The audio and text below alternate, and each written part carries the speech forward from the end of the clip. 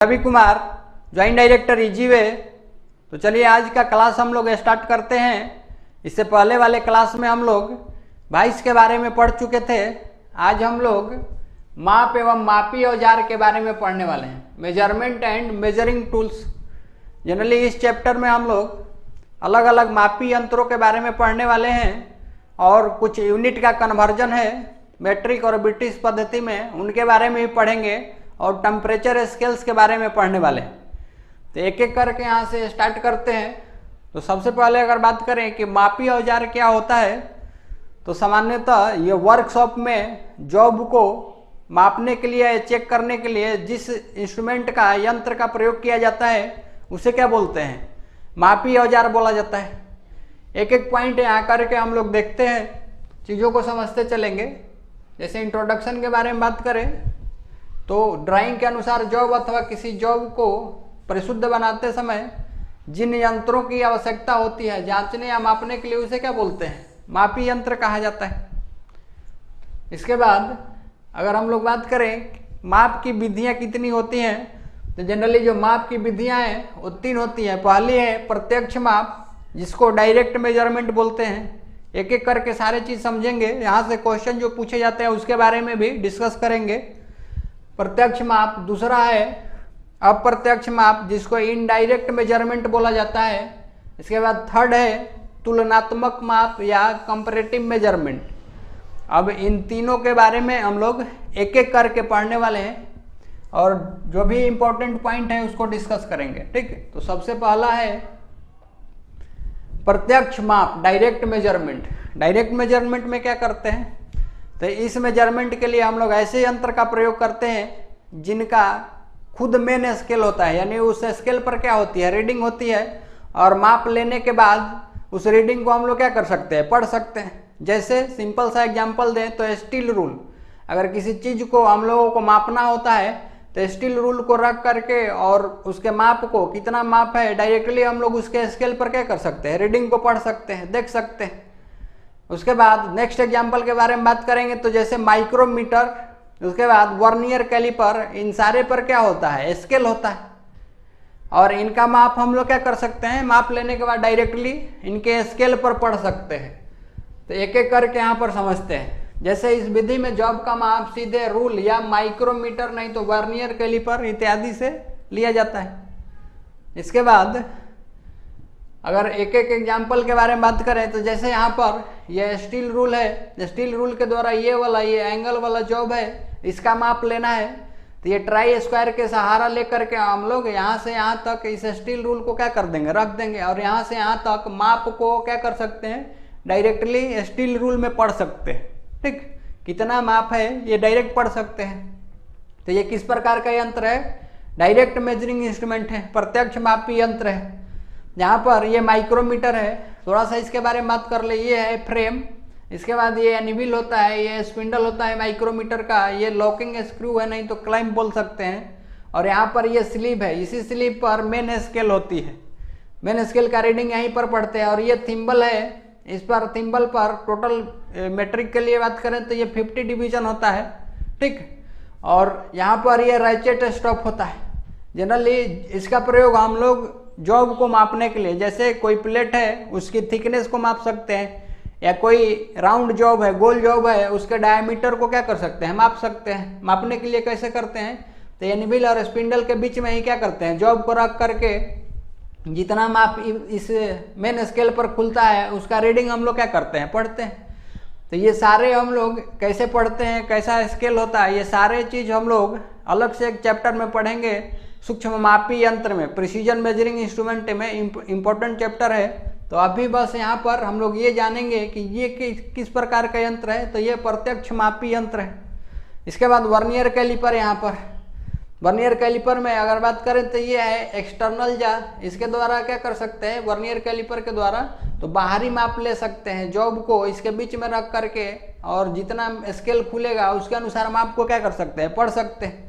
उसके बाद ये इंटरनल जा है, अंदरूनी जबड़ा, इसके द्वारा जैसे मान लीजिए ये सिलेंडर है, इसके अंदर का व्यास चेक करना है तो इस जा को क्या कर सकते हैं, इस तरह से फैला करके टच करके रीडिंग को इस पर पढ़ सकते हैं। यहाँ पर जनरली अगर देखेंगे तो ये है नीचे वाला मेट्रिक स्केल होता है और ये ब्रिटिश स्केल होता है और ये वर्नियर स्केल है। ये मेट्रिक वर्नियर स्केल है और ये ब्रिटिश वर्नियर स्केल है। यहाँ पर देखेंगे तो एक डेप्थ मेजरिंग ब्लेड होता है, नहीं तो डेप्थ बार भी इसको बोला जाता है। इसका प्रयोग जनरली होल या स्लॉट की गहराई चेक करने के लिए, मापने के लिए कर सकते हैं। तो इसमें हम लोगों को ये जानना है कि इसके स्केल पर भी हम लोग क्या कर सकते हैं, डायरेक्ट रीडिंग को पढ़ सकते हैं। तो ये भी किस प्रकार का यंत्र है, तो ये डायरेक्ट मापी यंत्र है, यानी प्रत्यक्ष मेजरिंग इंस्ट्रूमेंट है। ठीक, प्रत्यक्ष मापी यंत्र। तो सिंपल सा चीज़ों को समझना है, जिस यंत्र के द्वारा माप लेते हैं अगर उसका रीडिंग उसके स्केल पर तुरंत पढ़ लेते हैं तो ऐसा यंत्र क्या कहलाएगा, प्रत्यक्ष मापी यंत्र। तो अलग अलग इंस्ट्रूमेंट का और भी एग्जाम्पल ले सकते हैं और ये एग्जाम्पल से संबंधित ही क्वेश्चन पूछता है। ठीक, नेक्स्ट बात करते हैं हम लोग अप्रत्यक्ष मापी यंत्र। अप्रत्यक्ष मापी यंत्र में क्या होता है, अगर इनके द्वारा माप ले, ऐसे यंत्र अगर इनके द्वारा माप ले तो माप लेने के बाद क्या करते हैं, माप को पढ़ने के लिए स्टील रूल की, नहीं तो माइक्रोमीटर, नहीं तो वर्नियर कैलिपर की सहायता लेनी पड़ती है। जैसे में कैलिपर्स, टेलीस्कोपिक गेज और डिवाइडर्स, एक एक करके देखते हैं। यहाँ पे कैलिपर्स में अलग अलग प्रकार के कैलिपर, जैसे इनसाइड कैलिपर, आउटसाइड कैलिपर। ठीक है, उसके बाद ये डिवाइडर। एक एक चीज़ समझते हैं। यहाँ पर ये आउटसाइड कैलिपर है, जनरली इसका प्रयोग हम लोग किसके लिए करते हैं, बाहरी माप लेने के लिए। मान लीजिए ये जॉब है, इसका माप लेना है हम लोगों को, तो इस कैलिपर को क्या कर सकते हैं, इसके लेग को सेट करके, और सेट करने के बाद माप को क्या कर लेते हैं, हटा लेते हैं। और हटाने के बाद फिर स्टील रूल पर क्या करते हैं, स्टील रूल पर ट्रांसफर करके और माप पढ़ा जाता है। मान लीजिए ये माप यहाँ से यहाँ तक 20 mm है, तो ये माप कहाँ से पता चलेगा, तो इससे माप को सेट करके और फिर स्टील रूल पर ट्रांसफर करके इस माप को क्या करना पड़ेगा, पढ़ना पड़ेगा। इसीलिए ये अप्रत्यक्ष मापी यंत्र में आता है, इनडायरेक्ट मेजरिंग इंस्ट्रूमेंट। यानी सीधा ये बोल सकते हैं कि इसके द्वारा माप लेना है तो कम से कम दो यंत्र की आवश्यकता होगी, एक जो माप सेट कर रहा है और दूसरा जिसके द्वारा हम लोग माप को पढ़ सकते हैं। इसके बाद ये इनसाइड कैलिपर है। मान लीजिए ये जॉब है जिसमें होल है, तो होल को हम लोगों को मापना है कि कितना ये होल का डायमीटर है या सिलेंडर का व्यास कितना है, खोखला सिलेंडर है। तो यहाँ पर इस लेग को ये क्या बोलते हैं, ये इनसाइड कैलिपर के लेग को इधर टच करके और फिर इसको क्या कर सकते हैं हम लोग, सेट करने के बाद निकाल सकते हैं। और फिर स्टील रूल पर ला करके क्या करना पड़ेगा, पढ़ना पड़ेगा। स्टील रूल पर जितना माप होगा वही क्या होगा, इस सिलेंडर का अंदरूनी व्यास होगा। ठीक, इसके बाद ये डिवाइडर। जैसे डिवाइडर का प्रयोग जनरली हम लोग, मान लीजिए कोई लाइन है, अगर ये 100 mm की लाइन है, इसको 10 बराबर भागों में बांटना है, तो कितना mm सेट करना पड़ेगा डिवाइडर में, तो इस डिवाइडर में 10 mm सेट कर सकते हैं। तो स्टील रूल पर इस तरह से 10 mm सेट करके और फिर क्या कर सकते हैं, इस लाइन को बराबर भागों में, 10 बराबर भागों में क्या कर सकते हैं, बांट सकते हैं। तो ये जो सारे यंत्र हैं ये सारे क्या है, इनडायरेक्ट। और इनडायरेक्ट क्यों बोल रहे हैं, तो माप लेने के लिए कम से कम दो यंत्रों की आवश्यकता होती है। ठीक, नेक्स्ट है telescopic gauge. Telescopic gauge generally ये टेलीस्कोपिक गेज है, इसका प्रयोग हम लोग होल या सिलेंडर, जो ऑटोमोबाइल के इंजन होता है उसका जो सिलेंडर होता है उसका अंदरूनी माप को चेक करने के लिए इस टेलीस्कोपिक गेज का, नहीं तो कोई खोखला जॉब है उसका अंदरूनी व्यास को चेक करने के लिए इसका प्रयोग करते हैं। यहाँ पर कैसे करते हैं, तो टेलीस्कोपिक गेज के द्वारा माप को सेट करने के बाद और फिर हम लोग इसको पढ़ने के लिए कि कितना ये अंदरूनी व्यास है, इसको पढ़ने के लिए कहाँ पर ट्रांसफ़र करते हैं, तो माइक्रोमीटर के एनविल और स्पिंडल के बीच में। और ये जितना इसका माइक्रोमीटर का रीडिंग खुलेगा मेन स्केल पर क्या कर सकते हैं, पढ़ सकते हैं। तो इस तरह से ये प्रयोग किए जाते हैं यंत्र, इसीलिए इनको क्या बोला जाता है, इनडायरेक्ट मेजरिंग यंत्र बोला जाता है, यानी अप्रत्यक्ष मापी यंत्र। अभी यहाँ से क्वेश्चन पूछता है, सिंपल सा क्वेश्चन पूछेगा कि निम्न में से कौन सा प्रत्यक्ष मापी यंत्र है, और वहाँ पर ऑप्शन में दे दिया inside caliper, outside caliper, divider और माइक्रोमीटर। तो प्रत्यक्ष मापी यंत्र कौन सा है, तो माइक्रोमीटर। क्यों, क्योंकि माइक्रोमीटर के द्वारा डायरेक्ट माप ले करके उसके स्केल पर क्या कर सकते हैं, रीडिंग को पढ़ सकते हैं, इसीलिए वो किस में आता है, प्रत्यक्ष मापी यंत्र। तो सिंपल सा डिफिनीशन के आधार पर हम लोग आसानी से चीज़ों को क्या कर सकते हैं, पहचान सकते हैं। इसी तरह से नेक्स्ट क्वेश्चन पूछा जा सकता है कि निम्न में से कौन सा अप्रत्यक्ष मापी यंत्र है। अगर ऑप्शन में वहां पर दे दे micrometer, vernier caliper, steel rule और फिर दे दे कैलिपर, कैलिपर में इनसाइड कैलिपर दे दे, तो हम लोग क्या बोल सकते हैं, अप्रत्यक्ष मापी यंत्र में कौन आएगा, कैलिपर, इनसाइड कैलिपर। ठीक, तो इस तरह से क्वेश्चन को हम लोग इजीली हैंडल कर सकते हैं। नेक्स्ट जो मेथड है वो है तुलनात्मक माप, कंपैरेटिव मेजरमेंट। कंपैरेटिव मेजरमेंट में जनरली इसमें एक मास्टर पीस होता है, उसी के द्वारा माप को क्या करते हैं हम लोग, तुलना करके और लेते हैं। जैसे मैं एग्जांपल के लिए बात करें तो स्लिप गेज और कंपैरेटर्स, स्लिप गेज और कंपैरेटर्स, ये कंपैरेटर्स जनरली अलग अलग होते हैं, जैसे मैकेनिकल कंपैरेटर, इलेक्ट्रिकल कंपैरेटर। यहाँ स्लिप गेज के बारे में थोड़ा सा हम लोग देखते हैं। स्लिप गेज क्या होता है, स्लिप गेज की बॉक्स होती है और उस बॉक्स में अलग अलग नंबर ऑफ पीस, जैसे 88 पीस, 112 पीस, अलग अलग पीस के सेट आते हैं बॉक्स के अनुसार। यहाँ पर ये कुछ और नहीं है, आयताकार नहीं तो वर्गाकार, ये स्टील की उत्तम क्वालिटी स्टील की बनी होती है जो स्टैंडर्ड माप में होती है। जैसे ये सबसे बड़ी है तो मान के चलते हैं 100 mm, इससे बाद 50 mm, 40 mm, 30 mm और बहुत छोटी छोटी 0.05 mm, 0.001 mm इतनी की एक्यूरेसी में बनी होती है। इनको एक स्टैंडर्ड के रूप में प्रयोग किया जाता है। स्टैंडर्ड मतलब सबसे अधिक सूक्ष्मता में सबसे ज़्यादा एक्यूरेट क्या होते हैं, ये स्लिप गेज बने होते हैं। तो जनरली कभी कभी हम लोग क्या करते हैं, माइक्रोमीटर के एरर को चेक करना होता है तो एनविल स्पिंडल के बीच में रख करके उसके एरर को भी हम लोग क्या कर सकते हैं, चेक कर सकते हैं, जीरो एरर को। तो सिंपल सा तुलनात्मक यंत्र का मतलब होता है कि इनका प्रयोग एक रेफरेंस के तौर पर इसको मास्टरपीस मान करके और किया जाता है। इन अलग अलग स्लिप गेजों को रिंगिंग एक्शन में हम लोग जोड़ करके, रिंगिंग एक्शन में जोड़ करके और अलग अलग डायमेंशंस को क्या कर सकते हैं, बना सकते हैं। तो रिंगिंग एक्शन क्या होता है इसके लिए थोड़ा सा समझते हैं। तो जो स्लिप गेज को इस तरह से रख करके और हल्के दबाव के कारण क्या करते हैं, ट्विस्ट करके, और जब एक साथ लाते हैं तो दोनों आपस में क्या हो जाते हैं, मिनिमम एयर गैप के कारण जुड़ जाते हैं। ठीक है, इसी को क्या बोला जाता है, रिंगिंग एक्शन बोला जाता है। जनरली स्लिप गेज का प्रयोग हम लोग साइन बार के साथ एंगल मापने के लिए, एंगल निकालने के लिए भी प्रयोग करते हैं। तो तुलनात्मक यंत्र के कैटेगरी में ये स्लिप गेज और कंपैरेटर्स आते हैं। ठीक, इसके बाद नेक्स्ट हम लोग बात करते हैं मापी यंत्रों के प्रकार। मापी यंत्रों के प्रकार के बारे में बात करें तो इनको दो तरह से डिवाइड किया गया है। पहला है ऑर्डिनरी मेजरिंग इंस्ट्रूमेंट यानी साधारण मापी यंत्र, और दूसरा होता है प्रिसीजन मेजरिंग इंस्ट्रूमेंट यानी सूक्ष्म मापी यंत्र।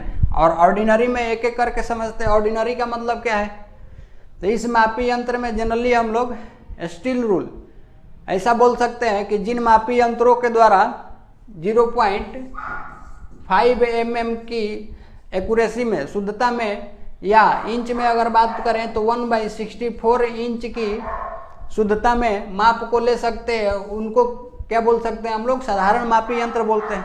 और जिन मापी यंत्रों के द्वारा मेट्रिक सिस्टम में 0.01 mm या ब्रिटिश सिस्टम में 0.001 इंच की शुद्धता में माप को ले सकते हैं, उसे क्या बोला जाता है, सूक्ष्म मापी यंत्र बोला जाता है। ठीक है, अब एक एक करके यहाँ पर देखते हैं। इसके बारे में अगर एग्जांपल के लिए बात करेंगे तो क्या हो जाएगा, स्टील रूल। इसमें सूक्ष्म मापी यंत्र में कौन आएगा, तो वर्नियर कैलिपर, माइक्रोमीटर इत्यादि। एक एक करके यहाँ पर देखते हैं पॉइंट को।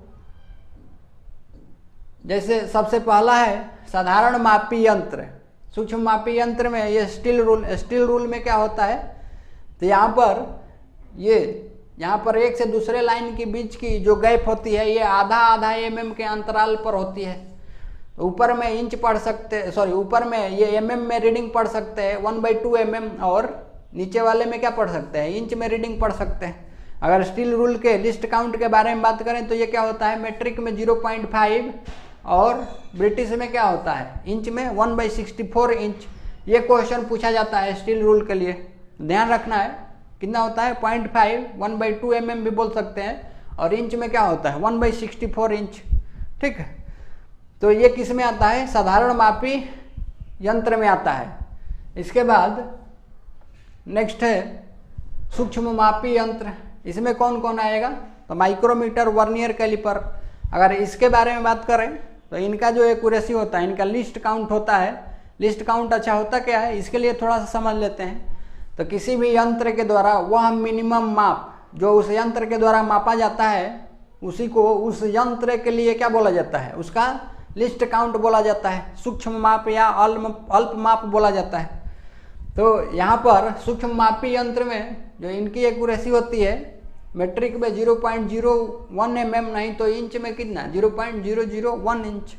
ठीक, तो ऐसे यंत्र किस में आते हैं? सूक्ष्म मापी यंत्र।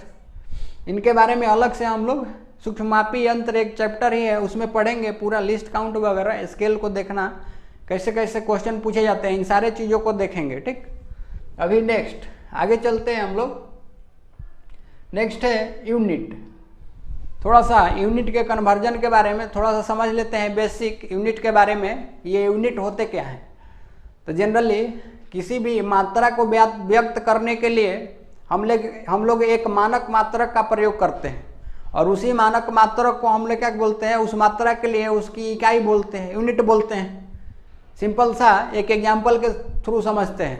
जैसे आप कोई भार को हम लोगों को बताना है और कोई बोल दिया कि भार है 10, तो ये मैग्नीट्यूड बताया है, परिमाण बताया है 10 क्या है? ईंटा है, पत्थर है, क्या है? तो इसके लिए एक यूनिट लगाना पड़ेगा ना। अगर मात्रा है, ये द्रव्यमान है, अगर भार के बारे में बता रहे हैं तो क्या बताना पड़ेगा? केजी, नहीं तो ग्राम, नहीं तो पाउंड। तीनों सिस्टम में क्या करना पड़ेगा? बताना पड़ेगा। केजी में बताना पड़ेगा, नहीं तो ग्राम में, नहीं तो पाउंड में बताना पड़ेगा।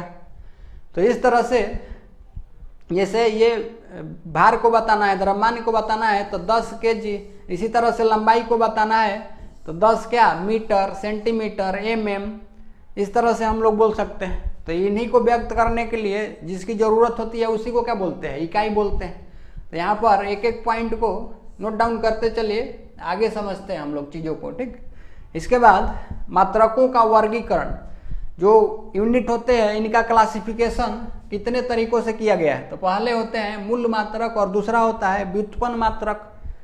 यहाँ पर मूल मात्रक में जनरली जिनको फंडामेंटल यूनिट बोला जाता है और व्युत्पन्न मात्रक जिनको डिराइव्ड यूनिट बोला जाता है, ये मूल मात्रक में मुख्य रूप से 3 आते हैं। जो मात्रक है मुख्य रूप से 3 मात्रक हैं, जैसे लंबाई, द्रव्यमान और समय के मात्रक क्या कहलाते हैं? मूल मात्रक कहलाते हैं। और व्युत्पन्न मात्रक में इन क्या क्या होता है? तो इन मूल मात्राओं से 2 या 2 से अधिक मूल मात्राओं से जो बनी मात्रक होती है या व्यक्त करने वाले जो मात्रक होते हैं उनको क्या बोला जाता है? व्युत्पन्न मात्रक बोला जाता है।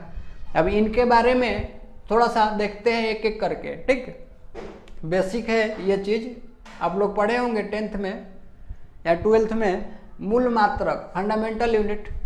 तो मूल मात्राओं जैसे लंबाई, द्रव्यमान, समय के मात्रक क्या कहलाते हैं? मूल मात्रक। ये फंडामेंटल यूनिट में ये 3 चीज़ ध्यान रखना है। ठीक, इसके बाद इस मूल मात्रकों की 3 प्रमुख पद्धतियां हैं।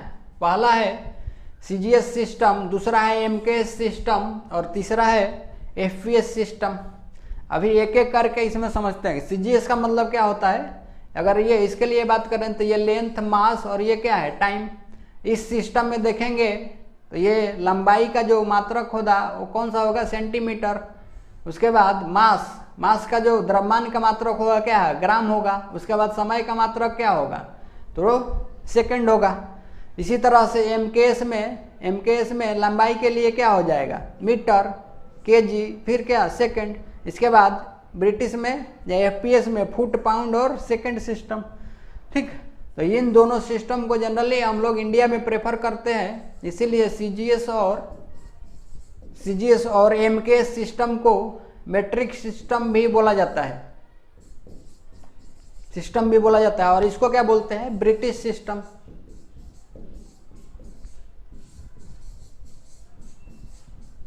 ब्रिटिश सिस्टम बोलते हैं। ठीक, अभी एक एक करके इनमें देखते हैं कि मूल मात्रक को इनमें किस तरह से बताया जाता है। तो पहला है CGS सिस्टम। CGS, यहाँ पर 3 मूल मात्रक जो है हमारे, लंबाई, मास और क्या? टाइम, समय, इनको किस तरह से बताया जाता है? तो CGS में लंबाई को किससे बताते हैं? सेंटीमीटर में और मास को ग्राम में और टाइम को किस में, सेकंड में। सिंपल है एकदम, ये नाम से ही क्लियर होता है, सेंटीमीटर ग्राम सेकंड सिस्टम। ठीक, अभी नेक्स्ट बी है एमकेएस सिस्टम। इसमें क्या करते हैं हम लोग, तो लेंथ को मीटर में, उसके बाद मास को किस में बताते हैं, किलोग्राम, और टाइम को किस में, सेकंड में। नेक्स्ट है एफपीएस सिस्टम। एफपीएस सिस्टम में लेंथ को किस में बताते हैं, फुट, उसके बाद मास को पाउंड में, और पाउंड के लिए शॉर्ट सिंबल होता है एलबी, और टाइम को किस में, सेकंड में। यहाँ पर तीनों सिस्टम में समय का जो मात्रक होता है वो क्या होता है, सेम होता है, यानी सेकंड होता है। ठीक, इसके बाद आगे चलते हैं। दूसरा जो है व्युत्पन्न मात्रक, इसके लिए क्या बोल सकते हैं, तो दो या दो से अधिक मूल मात्रकों से युक्त मात्रकों को व्यक्त करने वाले जो मात्रक होते हैं उनको क्या बोला जाता है, व्युत्पन्न मात्रक बोला जाता है। अब यहाँ पर एक एक करके समझते हैं। जैसे में एग्जाम्पल, ये क्षेत्रफल, क्षेत्रफल में इसके लिए यहाँ पर ये नाम है और ये क्या है, इनका सिंबल है। तो क्षेत्रफल के लिए अगर बात करें सिंपल सा, हम लोग मान लीजिए ये स्टार्ट रेक्टेंगल है, आप जो भी कीजिए, आयत है, इसकी लंबाई आपको लंबाई एल और ये चौड़ाई क्या है, बी। अगर एरिया निकालना होता है तो क्या करते हैं, सब होता रहेगा। अब आपको स्टॉप अगर करना है एल इंटू बी। आप अगर लंबाई को हम लोग देख सकते हैं, ये अभी ये वाला फंडामेंटल यूनिट के आधार पर अगर मीटर मान लें, हम क्या मीटर इंटू मीटर, तो क्या हो जाएगा, मीटर स्क्वायर। क्षेत्रफल का यूनिट हम लोग डायरेक्टली क्या बोल सकते हैं, मीटर स्क्वायर बोल सकते हैं। इसी तरह से यहाँ पर आयतन के लिए बताएं, वॉल्यूम। वॉल्यूम में इस तरह से मान लीजिए ये कोई क्यूब है घनाभ, इसका हम लोगों को आयतन निकालना है। अगर इसका साइड ए दे दिया गया है तो एरिया के, इसका वॉल्यूम क्या हो जाएगा, वॉल्यूम होगा एक क्यू इंटू भुजा इंटू भुजा इंटू भुजा। तो यहाँ पर अगर किसी साइड को अगर हम लोग मीटर में ले लें तो 3 बार मीटर इंटू मीटर, तो क्या हो जाएगा इसका यूनिट, मीटर क्यूब।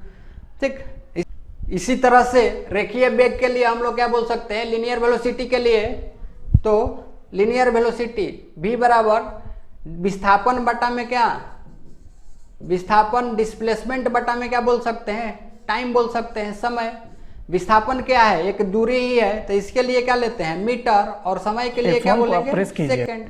तो इसका यूनिट अगर बताएंगे तो क्या हो जाएगा, मीटर पर सेकंड। तो हम एक पहले एक वही चीज कर को लेते यहाँ हैं, पर नोट डाउन कर लीजिए, फिर आगे चलते हैं हम लोग। ठीक, नेक्स्ट है कोणीय वेग, एंगुलर वेलोसिटी जिसको बोला जाता है। एंगुलर वेलोसिटी के लिए अगर हम लोग बात करें तो इसके लिए अगर यूनिट क्या हो जाएगा, तो एंगुलर वेलोसिटी क्या होता है, एंगुलर वेलोसिटी होता है डी थीटा बटा में डी टी। इसको क्या बोलते हैं, ओमेगा बोला जाता है शॉर्ट में सिंबल के रूप में। अगर इसको बोले तो ये डेल्टा थीटा बटा में क्या होता है, डेल्टा टी। यहाँ पर ये थीटा क्या है, तो एंगुलर डिस्प्लेसमेंट होता है, चेंज इन एंगुलर डिस्प्लेसमेंट बटा में टाइम, ये क्या कहलाता है, तो ये कोणीय वेग कहलाता है।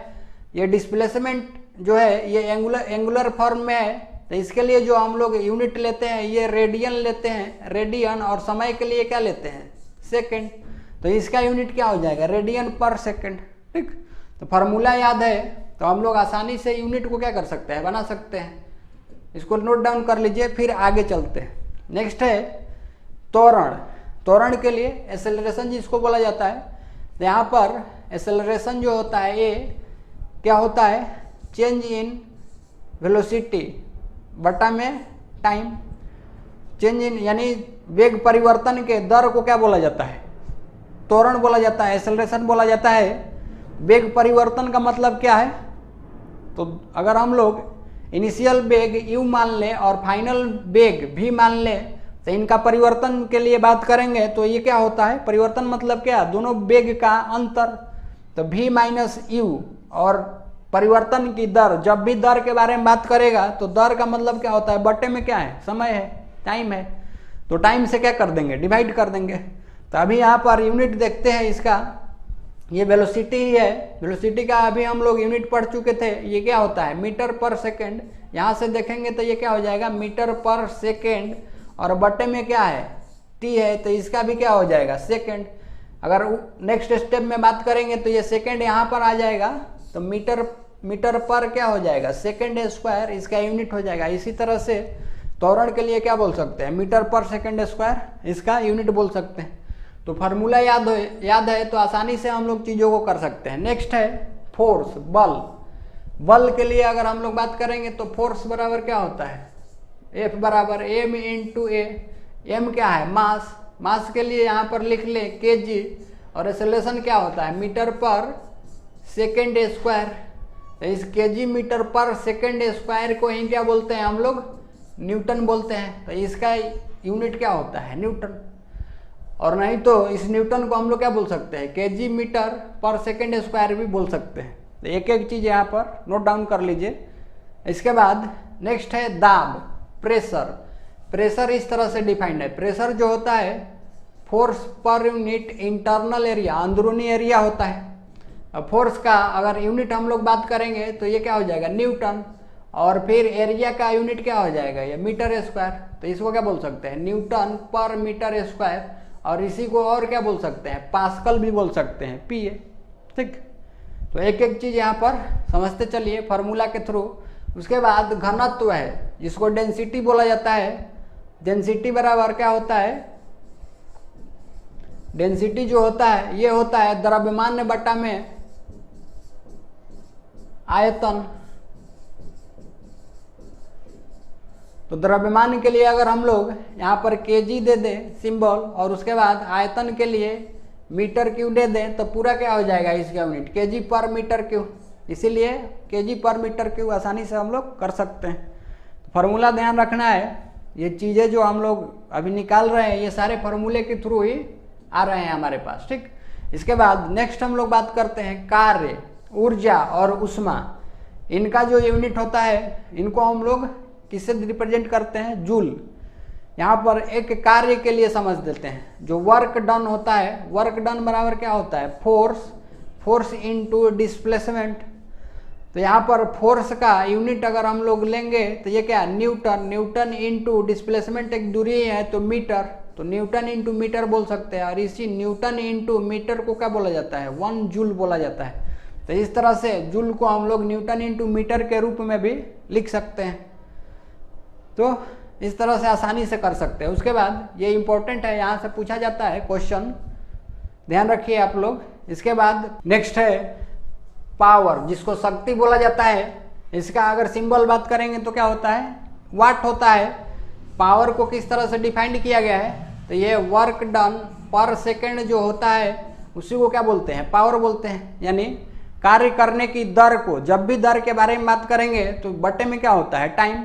कार्य करने की दर को क्या बोला जाता है, पावर बोला जाता है। तो अब यहाँ से ये वर्क डन के लिए हम लोग क्या देखे थे, तो वर्क डन जो होता है फोर्स इनटू क्या होता है, डिस्प्लेसमेंट होता है, और डिवाइडेड बाई ये टाइम है टी। यहाँ पे यूनिट के बारे में बात करें, फोर्स का क्या हो जाएगा, न्यूटन इनटू डिस्प्लेसमेंट एक दूरी है तो मीटर, और टी का क्या हो जाएगा, सेकेंड।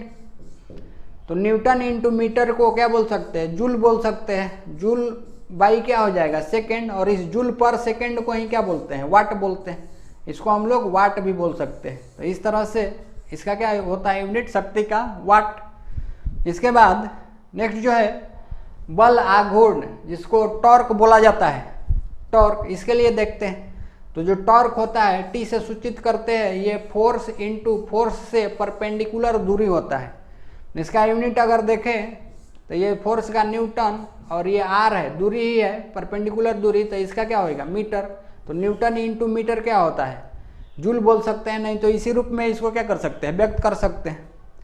इसके बाद यहाँ पर इसके लिए और थोड़ा सा समझते हैं। ये बल आघूर्ण जो होता है, जैसे हम लोग स्पाइनर के द्वारा, रिंच के द्वारा नट बोल्ट को खोलते हैं तो वहाँ पर इसका खास उपयोग होता है। जैसे मान लीजिए यहाँ पर ये बोल्ट का हेड है या नट है, और हम लोग स्पाइनर से पकड़ करके इसको क्या कर रहे हैं, खोल रहे हैं, और ये स्पाइनर की ये हैंडल की लंबाई जो है यहाँ से यहाँ तक है।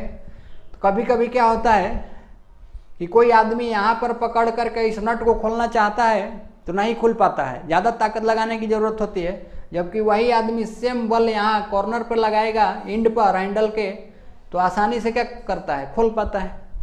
यहाँ पर ये बल आघूर्ण ही वहाँ पर क्या होता है, रोल में आता है। तो यहाँ पर जनरली हो क्या रहा है, तो जो टॉर्क है, टॉर्क कैसे डिफाइंड है, फोर्स इंटू फोर्स से परपेंडिकुलर दूरी, यहाँ से यहाँ तक अगर ये टॉर्क T1 निकालें तो तो ये टॉर्क क्या होगा, इस मुकाबले में ये दूरी कम होने की वजह से ये क्या होता है, कम हो जाता है। जबकि यहाँ से यहाँ तक इस फोर्स के लिए निकाले टॉर्क यानी T2 इसको बोल सकते हैं, तो ये फोर्स तो सेम ही है, लेकिन दूरी क्या हो जाएगी, ये R1 था तो ये दूरी को क्या हो जाएगी R2, तो दूरी बढ़ने से ये T2 क्या होगा, ज़्यादा आ जाएगा।